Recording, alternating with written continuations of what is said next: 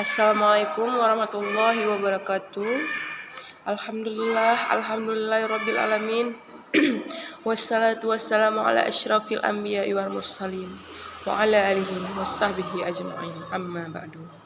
Pertama-tama dan yang paling utama, marilah sama-sama kita panjatkan puji dan syukur atas kehadiran Allah Subhanahu wa taala. Yang mana oleh Allah telah memberi kita kesempatan, keselamatan sehingga saya dapat membuat video pada hari ini.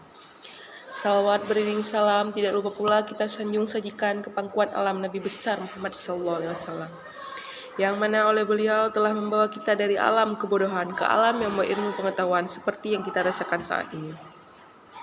Baiklah, di sini saya akan menjelaskan tentang pendidikan Islam dari masa ke masa. Baiklah, pendidikan pada hakikatnya muncul sejak diciptakannya manusia. Karena manusia itulah yang menjadi objek utama dari pendidikan. Di samping ia juga sebagai subjek dalam kenyataan. Manusia sangat membutuhkan pendidikan karena ia tidak bisa berkembang dan mengembangkan kebudayaannya secara sempurna. Apabila tidak ada pendidikan, dengan demikian dapat dikatakan bahwa eksistensi pendidikan merupakan salah satu syarat yang mendasar bagi meneruskan dan mengekalkannya kebudayaan manusia. Namun, fungsi pendidikan tidak hanya terbatas meneruskan dan menyekalkan kebudayaan, tetapi lebih dari itu, pendidikan berupaya menyesuaikan dan mengembangkan kebudayaannya baru secara proporsional dan dinamis. Pendidikan menempel posisi yang sangat sentral dan strategis dalam membangun kehidupan sosial dan memposisikan manusia dalam kehidupan secara tepat.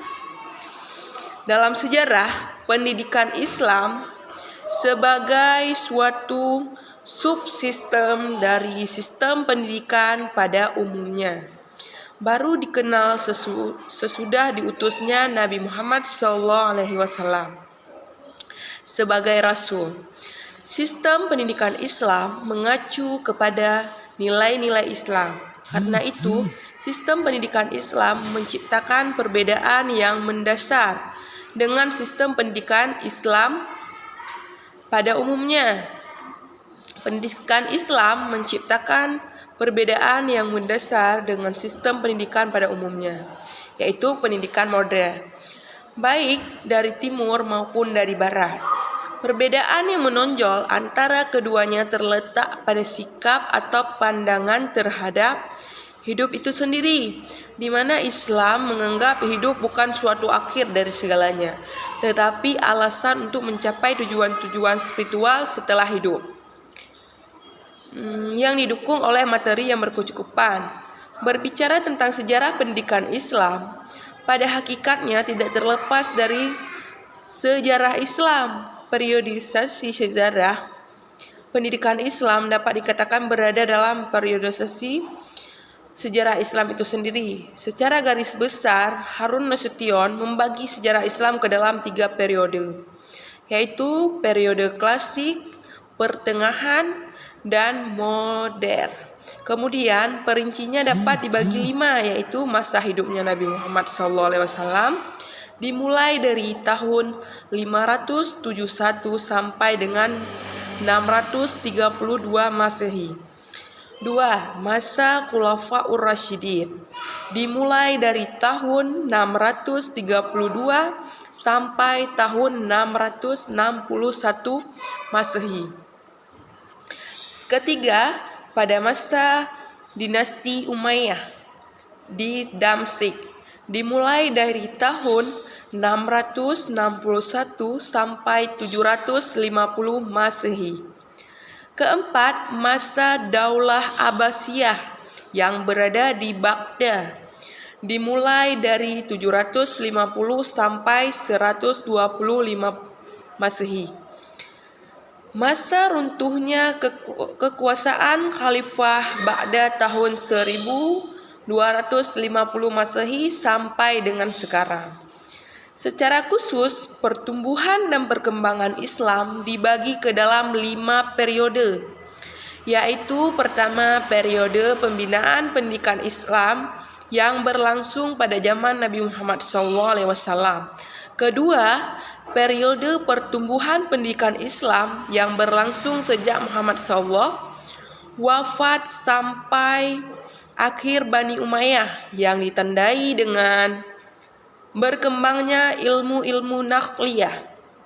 Ketiga, periode kejayaan puncak perkembangan pendidikan Islam yang berlangsung sejak permulaan dakwah Daulah Abbasiyah sampai dengan jatuhnya Ba'dah yang diwarnai oleh berkembangnya ilmu akliyah dan timbulnya madrasah serta memuncaknya perkembangan kebudayaan Islam.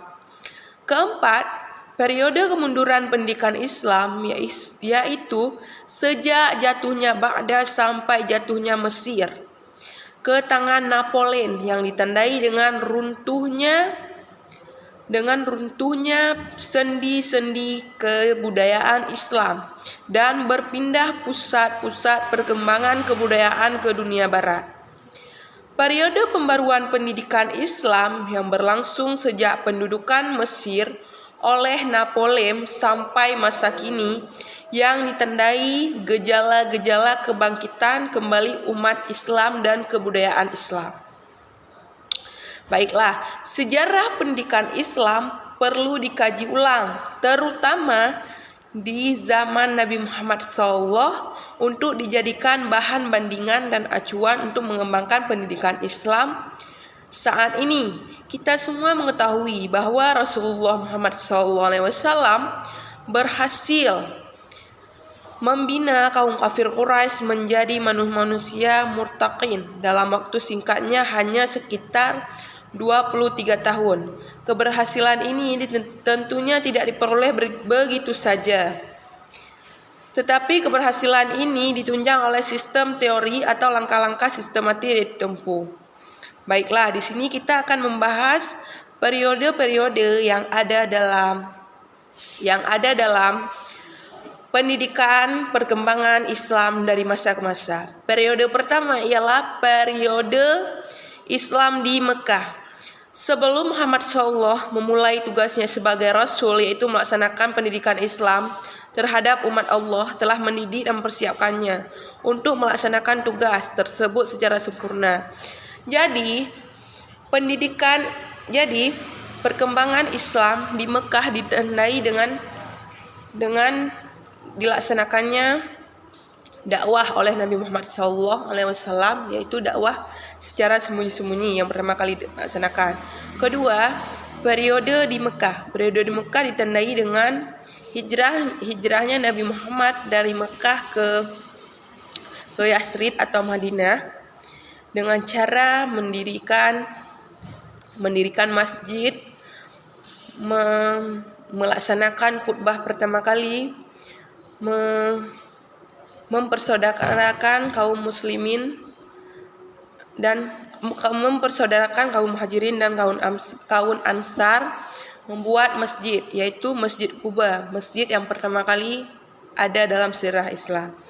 Baiklah, cukup sekian dari presentasi saya. Semoga dapat menjadi ilmu yang bermanfaat bagi yang mendengarkannya.